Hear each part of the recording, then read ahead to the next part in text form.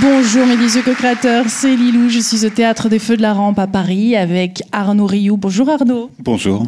Comment vas-tu aujourd'hui ? Ça va très très bien, c'est une belle journée. Je suis ravie de pouvoir t'interviewer. Tu fais partie d'une série de 3 interviews que je fais aujourd'hui sur le chamanisme et initiation. On s'est déjà rencontrés, on a déjà fait des interviews, j'ai pu même participer à certains de tes stages. Ce qui me parle vraiment, c'est cet ancien... Avant, tu étais metteur en scène, acteur, et puis tu es devenu auteur.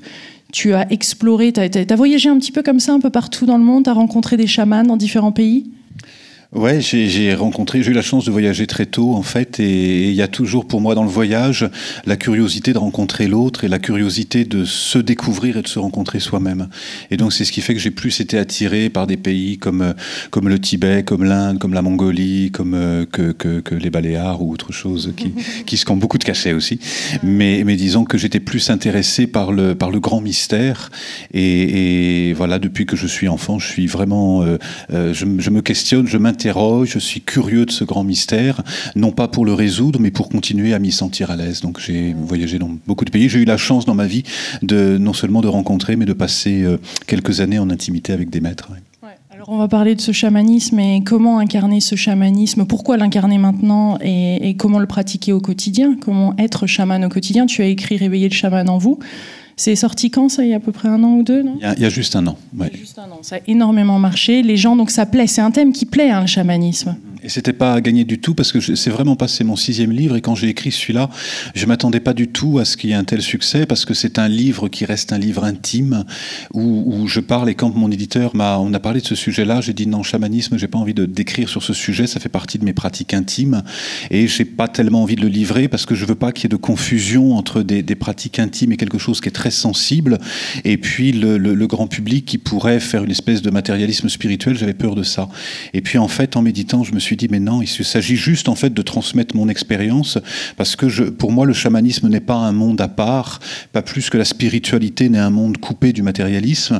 On est des êtres humains, on est des frères et des sœurs sur la terre, et au-delà de nos activités, de faire un métier, d'avoir une maison et d'élever ses enfants, on est aussi préoccupé par des questions fondamentales, de savoir quelle place on a sur cette terre, quel est le sens de notre vie, quel est notre rôle sur cette terre. Et là, quand on commence à se poser ces questions-là, alors on s'intéresse à la magie, on s'intéresse à la méditation, et de fil en aiguille, je me suis intéressé au chamanisme. Ouais. À l'origine, les chamans, ils étaient considérés comme les médecins, non ? Ils avaient une position un petit peu à part. Justement, c'est pas tout le monde qui pratiquait le chamanisme, alors que maintenant, tu es en train de dire c'est accessible à tous. Ouais, c'est pour ça que y a le chaman dans sa tradition et le chaman aujourd'hui n'ont rien à voir pour moi. Je parle plus de néo-chaman ou d'autres choses, parce que le chaman, d'une part, c'est pas lui qui se désignait, hein, c'est la communauté qui désignait cette personne en disant tu vas être chaman, et à partir du moment où la personne était désignée chaman, commençait l'initiation. Et l'initiation pour un chaman, c'est en général entre 5 et 10 ans, dont souvent 2 ans seul dans la forêt. Donc il y a vraiment une initiation. C'est pas un truc qui se fait en claquant des doigts.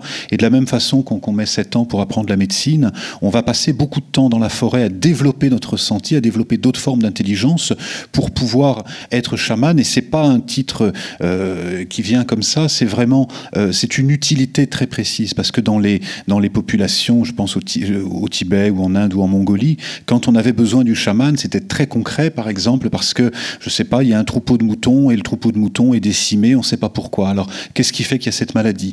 Donc, le chaman va interroger les esprits du lieu pour savoir. Ou pourquoi ces légumes ne poussent plus. Ou pourquoi les chevaux sont partis dans la nuit, comme c'est arrivé en Mongolie, les chevaux sont partis dans la nuit. Ok, où ils sont ? Et là, on va poser la question au chaman, et le chaman rentre en lien avec le déva des chevaux, c'est-à-dire avec l'esprit collectif des chevaux. Et s'il se trompe d'un quart de centimètre ici, hein, il se trompe de 10 km au bout, et donc on perd les chevaux. Je suppose qu'il y a des bons et des mauvais chamans, ou il y avait des bons et des mauvais chamans, et il y a des chamans aussi qui incarnent le bien et d'autres le mal, non ? On parle aussi de sorciers. C'est quoi la différence entre un chaman et un sorcier ? C'est peut-être pour ça aussi que le chamanisme, il est fascinant, et en même temps il est effrayant. Et quand je vais parler dans une radio de chamanisme, il y a toujours cette odeur de soufre où les gens se disent attends, qu'est-ce qu'on va faire, de quoi on va parler, je veux pas d'histoire comme ça, parce que le chamanisme traite du pouvoir. Et le pouvoir, soit on l'a sur nous, et on a du pouvoir sur sa vie, soit on veut le prendre sur les autres. Et c'est là qu'on va parler de magie blanche ou de magie noire, avec des pratiques qui se ressemblent énormément, mais tout ce qui va faire la différence, c'est l'intention. Et si notre intention n'est pas claire quand on s'engage sur le chamanisme, on peut glisser, se faire des dégâts, et faire des dégâts autour. Donc la première chose qu'on va regarder quand on s'intéresse au chamanisme, c'est notre intention. Et là, ça demande à aller au-delà de l'ego qui se dit « super, je vais être chaman, je vais avoir des plumes », mais... Parce que, bon, une fois qu'on les a, ça ne change pas grand-chose, mais se dire « pourquoi je fais ces pratiques-là ? Qu'est-ce que je veux faire avec ça ?» Et là, on a besoin d'être très clair dans notre intention. Ouais. Ça fait partie de la première étape, alors créer une intention, créer un contexte, voir si ça nous parle. Parce qu'on se désigne chaman, ou on le vit, ou c'est plutôt une philosophie ? Je veux dire, là, dans le contexte actuel. Aujourd'hui, je ne vois plus tellement qui peut nous donner le titre de chaman. Et c'est pour ça qu'on est dans une situation, moi je me suis souvent ouvert de ça avec des chamans authentiques qui eux, ont été désignés de père en fils, de maître à disciple, etc. Et donc là, il n'y avait aucun doute possible. Et moi, je me suis souvent ouvert à eux en disant, voilà, moi, personne ne peut, d'ailleurs en France, en Occident, personne ne peut dire, voilà, tu vas être le chaman, à se dire qu'encore on a envie de faire ça.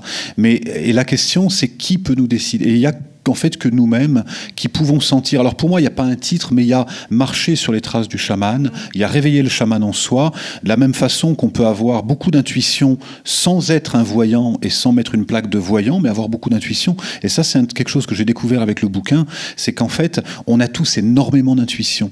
On a tous, si on posait la question dans la salle de savoir combien de personnes ont déjà expérimenté de soigner par les mains et de se rendre compte qu'ils avaient du magnétisme, je suis sûr qu'on serait proche du 1 sur 3 ou 1 sur 4. Le nombre de personnes qui ont déjà fait l'expérience alors qu'il y avait un parent qui mourait d'avoir un rêve prémonitoire, le nombre de personnes qui ont déjà eu des expériences de synchronicité, de pensée, etc., qui sont des expériences purement chamaniques, le nombre de personnes qui prennent soin de leur jardin avec une intention chamanique, le nombre de personnes qui nettoient leur maison avec la sauge, etc. Donc il y a quelque chose de très qui devient très, très populaire, entre guillemets. Pour moi, on n'est plus dans une société, ça a été le cas, mais aujourd'hui, on n'est plus dans une société où il peut y avoir le chaman, justement, qui va s'occuper des autres, mais nous, c'est pour ça que j'ai appelé mon bouquin « Réveiller le chaman en vous », pour ne pas aller confier votre pouvoir à un autre qui va se dire chaman, mais vous-même, réveillez votre intuition, votre puissance et votre sens de la création. Et ça, c'est génial, j'adore. Donc c'est vraiment, non mais c'est typiquement le genre de conversation que j'adore là. Donc ça touche au subtil. C'est vraiment, c'est incorporer, c'est être ouvert à ce monde subtil, être ouvert à ces autres dimensions, être ouvert aux rêves, être ouvert à tout ça vraiment. C'est ce que tu es en train de dire, non ? C'est ce que c'est de réveiller le chaman. Oui, et puis de s'autoriser à ça. Autrefois, les psychothérapeutes, il n'y avait pas les mêmes diplômes. C'est-à-dire qu'on faisait soi-même une psychothérapie et à un moment donné, on se disait, ok, j'ai assez fait de boulot sur moi, je me connais bien, je vais pouvoir aider les autres. Et on sortait, on mettait la plaque sur la porte en disant, ça y est, je suis psychothérapeute. Et on était en confiance. Pour le chaman, on va rentrer sur des choses qui sont vraiment entre jour et nuit, entre l'ombre et la lumière, sur des choses très sensibles. Quand on fait, par exemple, on va chercher l'animal totem, immédiatement, je dis, ça y est, j'ai été visité par mon animal totem, c'est le tigre, et tout de suite après, il va y avoir le mental qui va interférer en disant, mais tu te racontes des histoires, c'est pas vrai, c'est le mental, etc.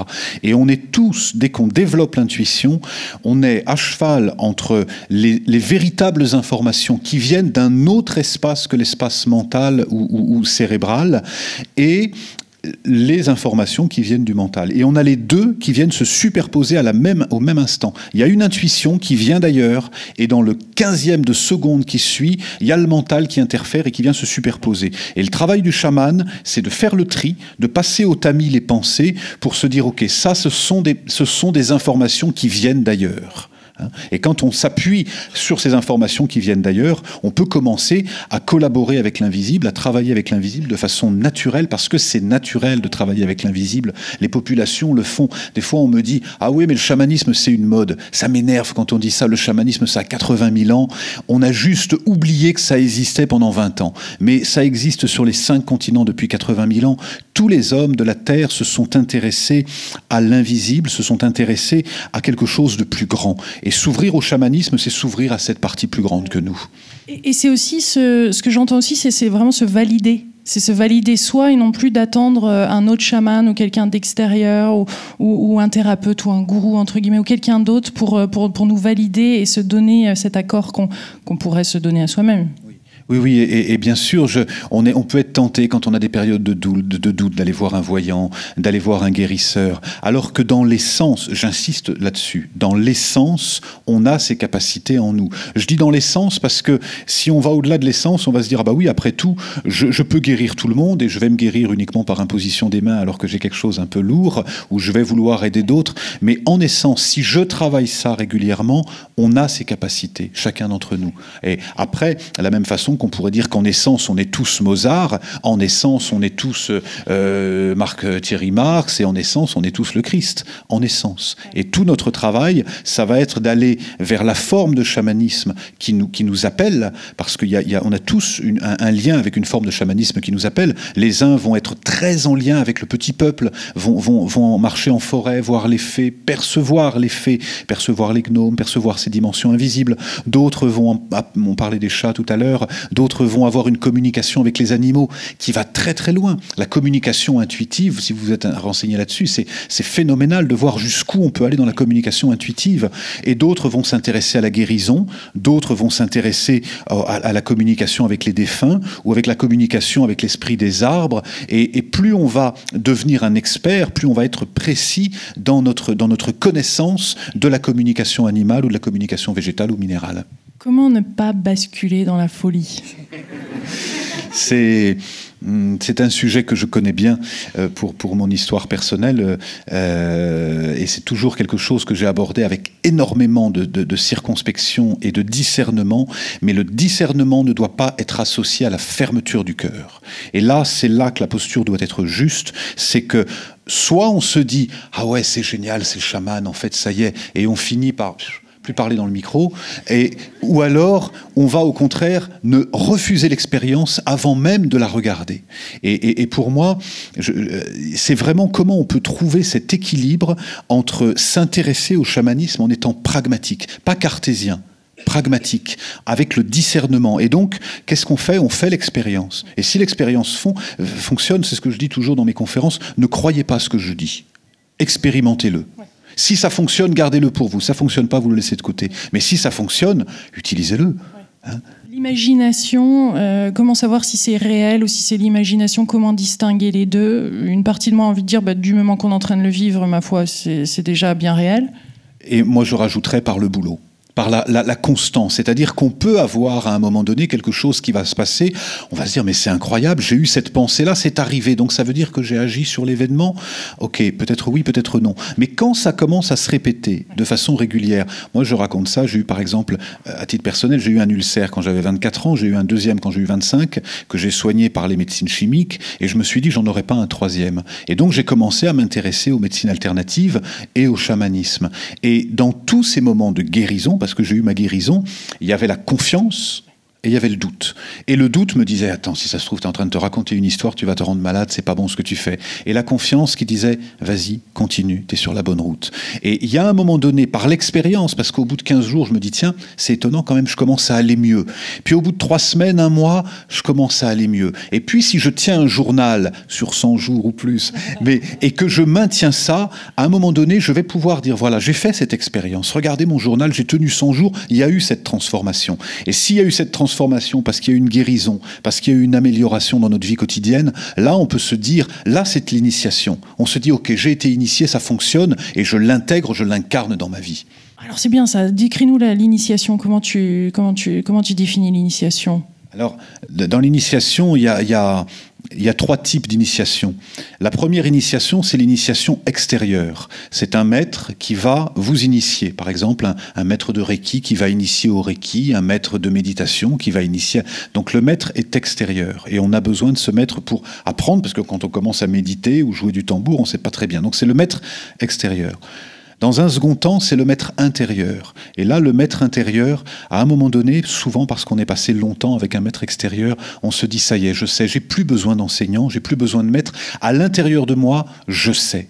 Et le troisième maître, qu'on appelle le maître secret, qui est l'initiation secrète, c'est l'union du maître extérieur et du maître intérieur. Et là, les deux sont associés et on se rend compte que c'est la même chose, qu'on est unis, et c'est comme ça qu'on commence à recevoir. Il y a beaucoup d'initiations, par exemple, au-delà des initiations, qui sont très très dans le temps, il y a d'autres initiations qui ont lieu en rêve. Il y a des initiations qui ont lieu uniquement par la transmission de pensée.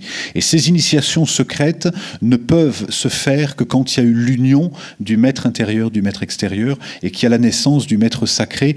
Là, il n'y a plus l'ego de se dire c'est moi qui ai appris, c'est lui qui m'a appris. Il y a quelque chose qui est appris. Il y a quelque chose qui est assimilé, peu importe qui a enseigné, qui a appris, tout ça, ça n'a plus d'existence, c'est là, et il y a une évolution de la conscience. Alors pour tout ça, c'est vraiment aussi passer du temps seul, passer du temps en nature, ça fait partie du quotidien, pour entendre ses voix, pour s'autoriser, pour se valider, entre guillemets, pour se dire, allez, j'y vais, je peux vivre ça au quotidien. Ouais, il n'y a pas d'expérience spirituelle sans silence, sans solitude, sans nature. C'est pour ça que c'est difficile aujourd'hui de faire le chamanisme en région parisienne. Je ne dis pas que c'est impossible, mais c'est plus difficile.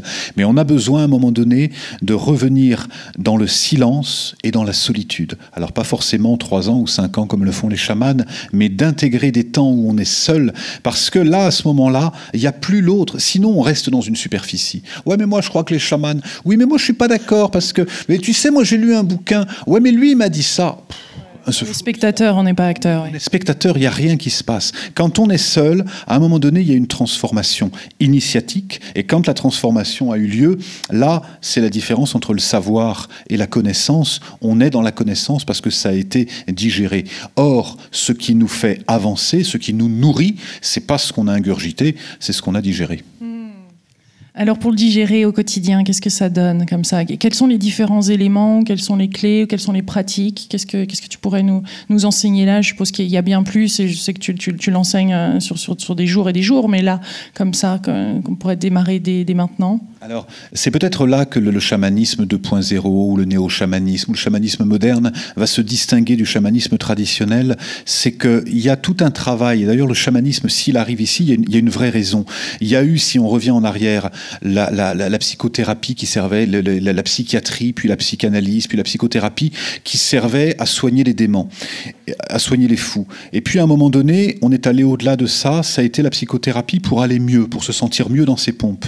Et puis au-delà de la psychothérapie, on a voulu être bien dans son corps. Donc on a intégré des thérapies intégratives, des thérapies comportementales. Et puis on a intégré la méditation. Et puis on a intégré le tantra, etc. Et tout ça, et le chamanisme s'est greffé aujourd'hui en 2015 dans ces outils d'évolution de conscience. Et aujourd'hui, je crois que c'est plus facile de pratiquer le chamanisme si on est bien dans ses pompes, si on a déjà une bonne estime de nous-mêmes, si on a relativement confiance en nous, et si on est relativement bien dans son corps. Quelqu'un qui est en dépression, qui doute de lui, je lui conseille pas de s'intéresser au chamanisme. Pas dans un premier temps. Pas dans un premier temps. Je lui conseille de s'intéresser au yoga du rire, de faire de la biodanza, de se libérer dans son corps. Et une fois qu'il est bien, alors il va élargir la conscience et s'intéresser à d'autres choses. Mais je crois qu'il y a besoin, les populations qui se sont intéressées. Moi, j'ai découvert ça, par exemple, j'ai passé beaucoup de temps avec les maîtres tibétains et je me suis rendu compte, en fait, les Tibétains, ils n'ont pas notre problème parce qu'ils sont naturellement en joie, naturellement, ils sont légers et naturellement, ils sont dans la gratitude. Et quand ils viennent enseigner en France, moi, je voyais ça, on écoutait les enseignements, les gens étaient graves, ils étaient lourds, ils s'aimaient pas et du coup, il y avait une difficulté à transmettre les enseignements. Et le chamanisme transmis dans son authenticité à des êtres qui sont pas ancrés, enracinés et qui s'aiment pas, là, ça fait de l'explosion. Mais tu vois, moi qui voyage beaucoup pour faire des interviews, je sors ma petite sauge, je sors le Palo Santo, j'appelle quand même les anges et les êtres de lumière à venir un petit peu nettoyer tout ça dans ces chambres d'hôtel ou ces autres lieux. Donc quelque part, c'est une petite chamane en moi qui commence à s'éveiller. Hein. C'est pas très abouti, mais c'est quand même un petit peu un début. C'est possible de faire ça quand même si on est un petit peu dépressif. Et l'exemple... Non, parce que bon, quand même, ça nettoie justement. Tu sais, c'est dans ces moments que c'est pratique. L'exemple, je l'adore. L'exemple que tu donnes est excellent parce que, en fait, c'est comme le reste. Le tout, c'est que ça soit proportionnel à là où on en est. Ouais. Hein, dans les arts martiaux, il y a des ceintures, il y a des grades, et quand on est ceinture noire, par exemple, on va s'autoriser des choses qu'on ne va pas s'autoriser quand on est ceinture bleue. Dans le chamanisme, c'est pareil. On peut faire un stage de chamanisme et se dire, ok, je peux nettoyer une pièce avec de la sauge, ou avec de l'eau, ou avec du sel. Ça, c'est des choses simples qu'on peut faire naturellement, sans initiation. Et même si on ne va pas bien, on peut poser sa main sur le cœur, travailler un peu avec la sauge, ça va aller mieux, même si on est un peu dépressif. Maintenant, quelqu'un qui n'est pas très bien, c'est pour ça que je parlais de ça, quelqu'un qui n'est pas très bien, qui va voir son voisin en disant « Ah ouais, t'as ton voisin qui est mort, si tu veux, je peux peut-être essayer de rentrer en communication avec lui, je vais battre du... » Non. Voilà, ça on va éviter parce qu'on va faire plus de dégâts que... Non, on va faire proportionnel. Voilà, si on fait un peu de la cuisine, eh ben, on invite des copains à manger. Si on est un bon cuisinier, on invite 50 personnes à manger. Et si on est un excellent cuisinier, en gros, on ouvre un grand restaurant pour 400 plats. Chamanisme, c'est pareil. On va faire progressif en fonction de là où on est et progressivement, chaque nouvelle expérience, moi c'est vraiment l'expérience que j'ai eue à chaque fois qui me disait mais ok, j'ai fait ça 20 fois, 30 fois, 50 fois, je me rends compte que ça fonctionne, ok, je le duplique et je le reproduis. Et c'est cette reproduction qui fait qu'à un moment donné, il y a quelque chose qui s'installe. On en parlera un petit peu plus dans cette deuxième interview avec Olivier Chambon sur le mort et la mort et notre rapport à la mort. Mais là, tu disais que en tant que chaman, ils ont aussi cette conversation avec l'âme. Hein. Et je me souviens d'interviewer Sandra Ingerman, qui est une des grandes spécialistes chamaniques aux États-Unis, et qui disait qu'elle, c'est soul retrieval, c'est-à-dire non seulement contacter les morts, mais aussi récupérer des petits bouts d'âme qu'on aurait perdus lors d'expériences traumatisantes et difficiles au cours de notre vie. C'est comme si notre âme se serait peut-être un peu fragmentée. Moi, la première approche que j'ai eue avec les défunts, c'est moi je faisais du spiritisme quand j'avais 15 ans, 16 ans, je visitais les maisons hantées, je faisais tourner les tables et c'était pour moi naturel, mais il y avait un truc qui était pas juste dans ça. Et là, plus on va nous-mêmes être bien avec nous, plus on va pouvoir vraiment rassembler et intégrer le chamanisme au quotidien. Ouais. Donc il y a différents niveaux et on n'est pas obligé d'aller tout de suite aller discuter avec les morts et tout ça.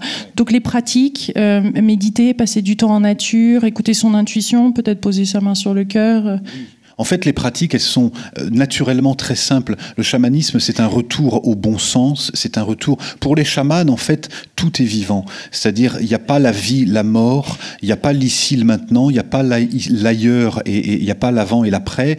Et c'est ce qui fait que tout est vivant, tout le monde minéral, végétal, invisible, éthérique, etc. Ce sont des espaces que les chamans voient ou perçoivent ou sentent, et c'est complètement naturel, et ils n'ont expérimenté ça qu'avec le temps. Et moi, je vois, par exemple, quand j'emmène un groupe en forêt de Brocéliande ou ailleurs, au bout de 3 jours, notre perception change, et ce qu'on ne percevait pas le premier jour, on le perçoit le 3e. Donc imaginez des chamans qui ont passé des fois 2 ans dans l'obscurité, bien évidemment qu'ils vont percevoir. Moi, j'ai eu un chaman comme ça, alors qu'il ne m'avait vu qu'une fois, il m'avait vu qu'une seule fois, et je le vois 2 ans et demi après, il prend mes mains, je dis pas un mot, il me dit « Arnaud !»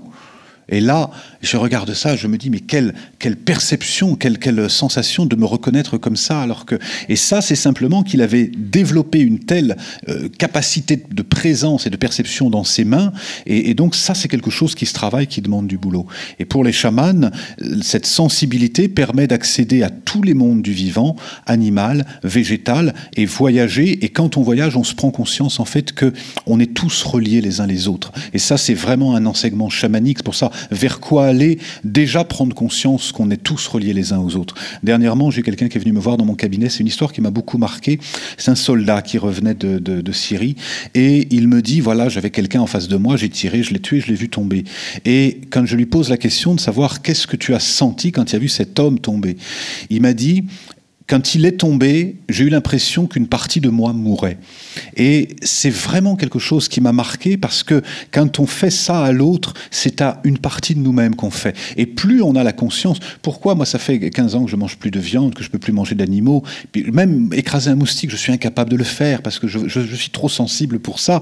Et voilà, donc je le prends délicatement, ça étonne certains des fois, mais parce que c'est pas un effort. L'effort pour moi, ça serait de l'écraser. Ça, c'est c'est un effort que je ne peux pas faire. Mais attraper une araignée pour la mettre dehors ou sortir un moustique, c'est moins d'effort que de l'écraser, parce que c'est plus naturel. Et pour le chaman, tous les animaux font partie, et quand je marche en forêt, par exemple, même les yeux fermés, je vais faire attention là où je pose mes pieds, parce que je suis tellement conscient que tout est vivant. Donc qu'est-ce qui va nous aider à développer la conscience du moment présent, la conscience d'être vraiment dans l'instant et de percevoir tout ce monde invisible? J'avais une dernière question avant de te demander s'il y avait un autre truc que tu aimerais ajouter. On ne parle pas assez souvent des femmes chamanes. Elles existaient, elles étaient là. On ne parle pas... We don't speak enough about women in general. On ne parle pas assez des femmes en général, je pense, et du féminin sacré, parce qu'elles étaient là, hein, ces déesses, c'était des vraies déesses. Elles étaient quand même... Alors, parlons un peu du féminin sacré dans tout ça et du chamanisme quand même, un petit mot, parce que tu es un homme de cœur. Tu as ce côté féminin et masculin d'équilibré en toi. Hein, et ça fait partie du chaman. J'essaye, et puis j'ai eu la chance d'apprendre avec des femmes chamanes, parce que les femmes chamanes, pour moi, j'ai même envie de dire, c'est une généralité que je vais dire, mais tant pis, c'est presque plus facile pour une femme d'être chamane, parce qu'elle a, encore une généralité, mais naturellement, plus la facilité à percevoir le monde, à ressentir, parce que c'est la femme qui donne la vie. Si je prends un exemple très concret, les huttes de sudation, les sweat lodges où les hommes vont, à l'initiation, ce sont les hommes qui vont dans la hutte de sudation, pas les femmes. Pourquoi ? Parce que les hommes vont reproduire ce qui se passait dans l'utérus pour ressentir que la vie est un cycle, la chaleur, la naissance, la vie, la mort. La femme, elle a priori pas besoin de rentrer dans la hutte de sudation parce qu'elle a déjà ses cycles, elle a les temps sacrés, et donc elle fait l'expérience de la naissance. Donc il n'y a pas besoin. Et chez les Amérindiens, par exemple, quand les femmes avaient leur temps sacré, elles étaient consultées parce que leur intuition était affinée. Chez nous, on dit qu'elles sont indisposées, comme c'est vilain voilà, mais c'est... Non, par contre, il y a une période dans le cycle où la femme est plus sensible. Et si les femmes utilisaient ce temps sensible pour aller marcher seule en forêt, pour aller jouer du tambour, pour aller se relier avec les esprits, je suis certain qu'elle pourrait avoir beaucoup d'informations.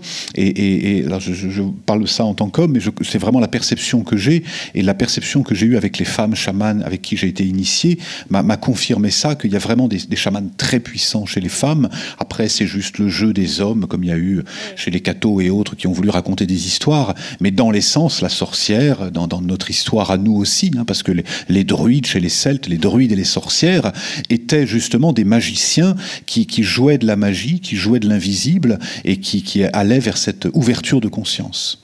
Merveilleux, Arnaud. Un petit mot de la fin pour nous. Un petit truc que tu aimerais dire dans cette conversation, parce que on peut y passer des heures là. Hein. Je sais que ça fait partie des délicieuses interviews. Dis-nous. Alors, un petit mot de la fin.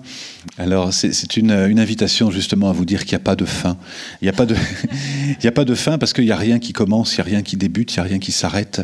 Et même cette mort qui nous fait si peur, cette phrase de Christiane Singer, qui dit « La question, c'est pas de savoir s'il y a une vie après la mort, c'est de savoir si on veut vivre notre vie comme des morts vivants, ou si on est prêt à être incarné pour rentrer vivant dans la mort. » Et là, le mot de la fin, ça serait d'incarner complètement ce pourquoi on est sur cette terre, pour vivre pleinement sur cette terre notre mission d'âme et notre raison d'être ici. Merci Arnaud.